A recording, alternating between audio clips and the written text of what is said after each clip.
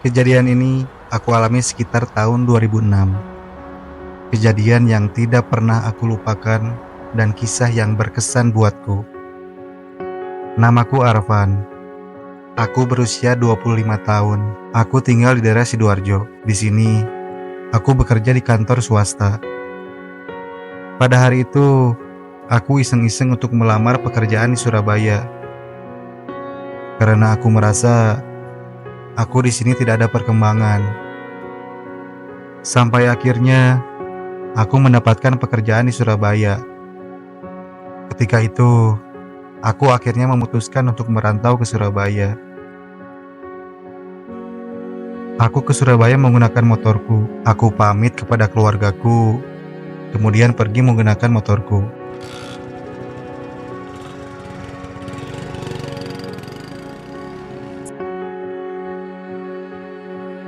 Keputusan ini bukan hal yang mudah. Merasa ini adalah langkah yang harus kuambil untuk meraih kehidupan yang lebih baik. Di kota kelahiranku, aku sudah merasa jenuh dan tidak berkembang. Tidak ada tantangan yang cukup berarti. Di Surabaya aku berharap bisa membuka jalan baru dalam kehidupanku.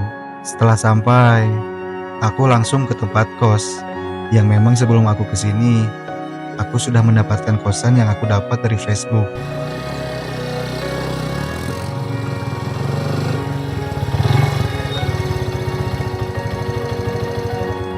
Karena aku berpikir ketika sampai di sana, aku tidak perlu repot lagi untuk mencari kos-kosan.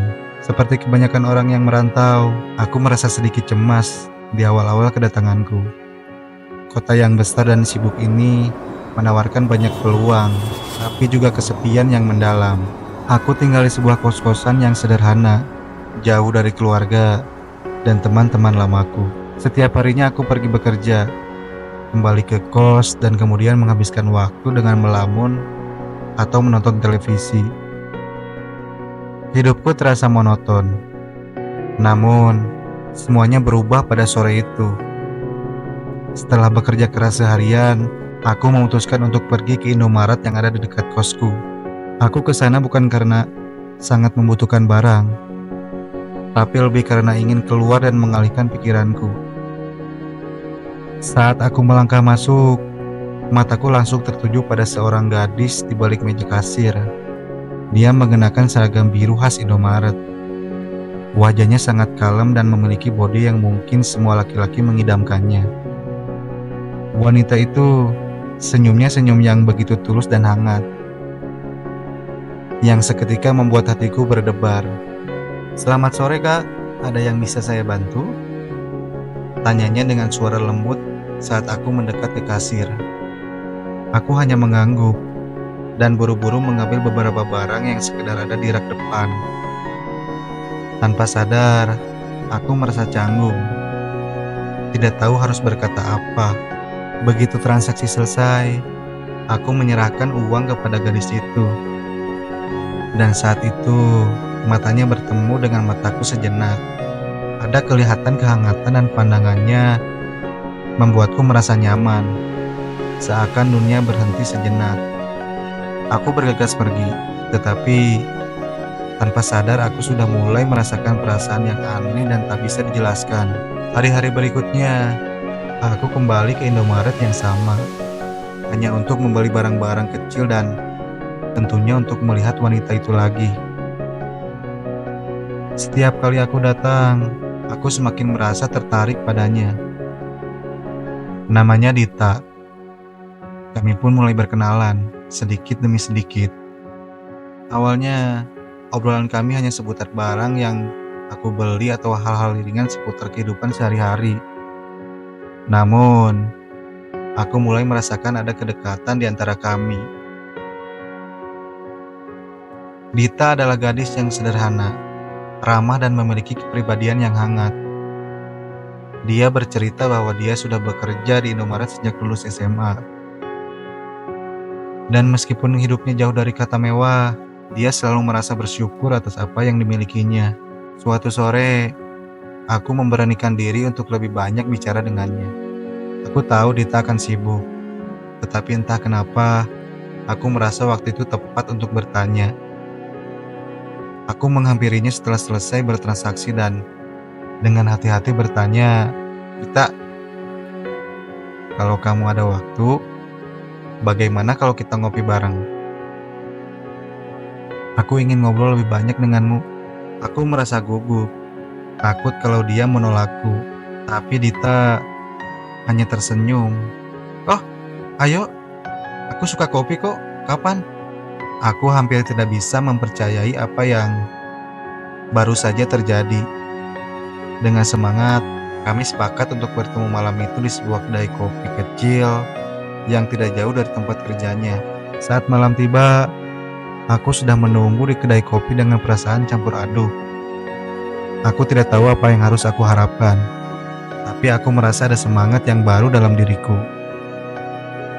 Ketika Dita datang, aku tersenyum lebar, dan dia membalas senyumanku dengan senyum yang lebih hangat. Kami duduk dan mulai berbicara, lebih lepas dari sebelumnya. Ternyata Dita memiliki banyak cerita yang menarik tentang hidupnya. Dia bercerita tentang mimpinya untuk suatu hari nanti memiliki kafe kecil, tentang bagaimana dia mencintai hal-hal sederhana dalam hidupnya, dan bagaimana dia berusaha selalu bersyukur atas setiap kesempatan yang datang. Aku merasa sangat nyaman dengan Dita. Percakapan kami mengalir begitu saja, dan semakin lama aku semakin merasa dekat dengannya.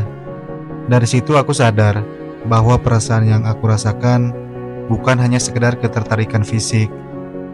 Aku mulai jatuh cinta padanya, pada caranya melihat dunia, pada ketulusannya, dan pada kebahagiaan sederhana yang dia miliki. Hari-hari berikutnya kami semakin sering bertemu.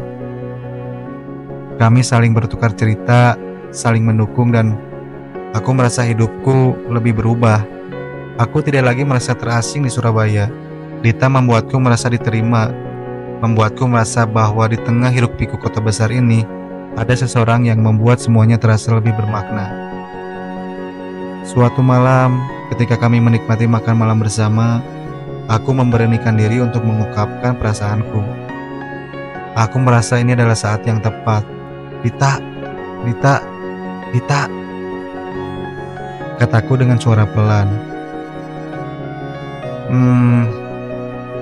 Aku merasa sudah jatuh cinta kepadamu. Kamu membuat hidupku di Surabaya lebih jauh lebih berarti." Dita terdiam sejenak. Lalu dia tersenyum. "Aku juga merasa hal yang sama kok, Mas.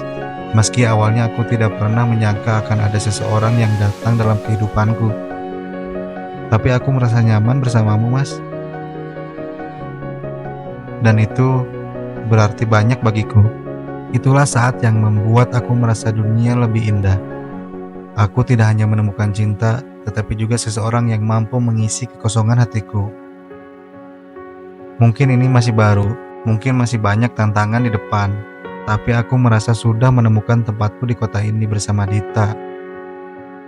Kisah kami berkembang dengan cara yang alami, dan meskipun kami berasal dari dua dunia yang berbeda, kami mulai saling mengisi dan melengkapi. Surabaya yang dulu terasa asing, kini menjadi rumah, dan semua itu berkat Dita. Mungkin perjalanan ini baru dimulai, tapi aku tahu satu hal pasti, aku tak akan pernah menyesal merantau ke Surabaya, karena di kota inilah aku menemukan cinta sejati.